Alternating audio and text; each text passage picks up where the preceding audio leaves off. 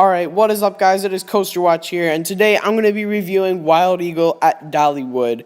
Now, people claim as this being the worst B&M wing coaster and one of the worst B&Ms ever created. Call me crazy, but this coaster made my top 20. It came in at my number 15. That's pretty good, because I could say for myself I've ridden some of the better B&Ms out there, such as Kumba and Mako, Montu, and Manta. I have a very different opinion than most enthusiasts have on this coaster. So, let's go into the stats, of course. This coaster is actually 200 feet tall, but it only has a drop of 135 feet.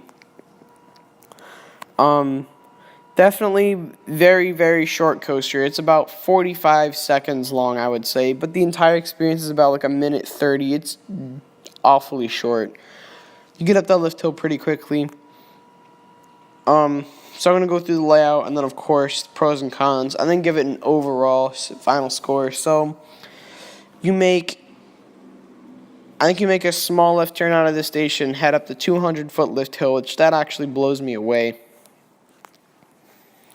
And then you head into the 135-foot drop and go into your first inversion, which is a vertical loop. I'll go into that later. Next, you head in, I forgot. I think you hit a 0G roll after that. Then you go into a dive loop, followed by a corkscrew, and then into a few helixes, and I think there's an airtime hill somewhere in there.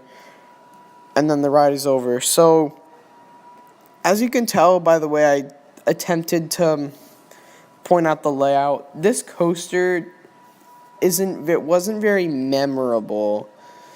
It wasn't the most memorable. The restraints. Now this is my first vest restraint, B&M vest restraint outside of the flying coasters, and I personally was not a fan of it. They got really tight towards the end of the ride, and they didn't allow you to feel any sort of air time or hang time or anything. I think I found the magic seat for this ride. That is the left inside seat. Not the wing seat, but like the one that's closest to the track on the left side. Because I sat in that very seat in 3 different rows. I sat on the first row on the inside left, second row on the inside left, and the back row on the inside left. Guys, believe it or not, I grayed out. Yes. Yeah, you heard it. I grayed out at the bottom of the first drop when I was sitting in the second row. But outside of that one little moment, this coaster doesn't really have too much intensity.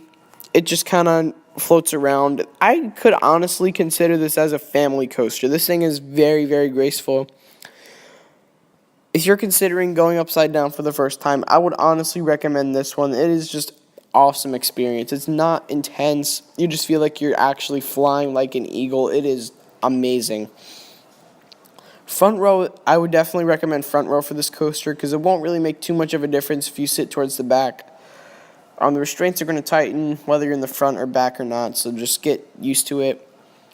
This coaster is very smooth. I had a very smooth experience from it. It's not quite glossy smooth like Mako, but it definitely is very smooth. It doesn't have that new like glossy feeling, but it is very, very smooth. This coaster actually has a lot going for it. It's nice family coaster. The minimum height requirement's actually 50 inches, which I thought was a little bit interesting considering this is a B&M. Most B&Ms are 54. So I found that to be a little bit weird. The inversions are pretty good. Everything is smooth. Very graceful coaster. I'm going to give this coaster a 7.5 out of 10. It's not perfect. It could definitely have some more intensity to it, or it could have some better restraints. I think the vest restraints actually fit the coaster well, but I mean the vest restraints in general I don't like. If these restraints were on like a floorless coaster, I would not be riding that floorless coaster. I wouldn't be looking forward to riding it, let's say. This is a great coaster overall, but it just lacks the intensity that some other coasters have out there. Still, very overlooked coaster. like definitely an overlook coaster. You can't skip this one when you go to Dollywood. So anyways, thank you guys so much for watching. Be sure to leave a like, comment, and subscribe for more content so you guys can never miss anything on my channel. Let me know what your thoughts are on Wild Eagle. Let me know what your thoughts are on the other B&M wing coasters. And as always, I'll see you guys next time. Peace out.